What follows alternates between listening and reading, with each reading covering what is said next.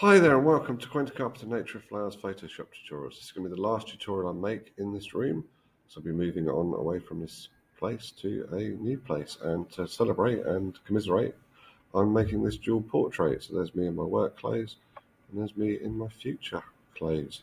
Okay, to do this it's really straightforward, and I'll show you how to do it really easily. Okay, it's a dual portrait, so you need two photographs of the same person, one black and white, one in colour. So here's the colour picture.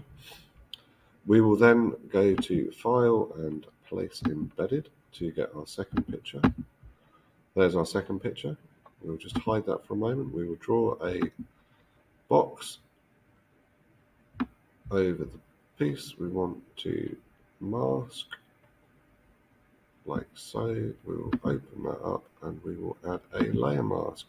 And you can see the two don't quite line up, so we're going to click on the little lock screen here, right click on the layer, rasterize it, and then we're going to use the move tool to scale the second picture to the right size so it fits exactly where we want it, and it is the right size all over. Just keep moving it around till we get it absolutely perfectly lined up how we want it to be, like that. Now I think it looks much more effective if this picture was in black and white, so we're going to go Image, we're going to press Enter, and then we're going to go Image, Adjustments, black and white, click OK, and we might also want to go Image, Adjustment, Levels, and just bring the white in a touch and the black in a touch, just to give it a little bit more contrast. I want to make it look like a photocopy like you get at work,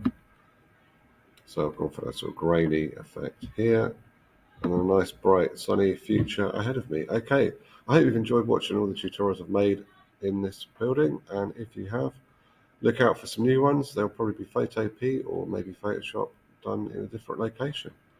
Okay, thanks for watching my channel. Obviously hit subscribe and look out for new videos as and when I make them. Okay, thanks for watching and goodbye.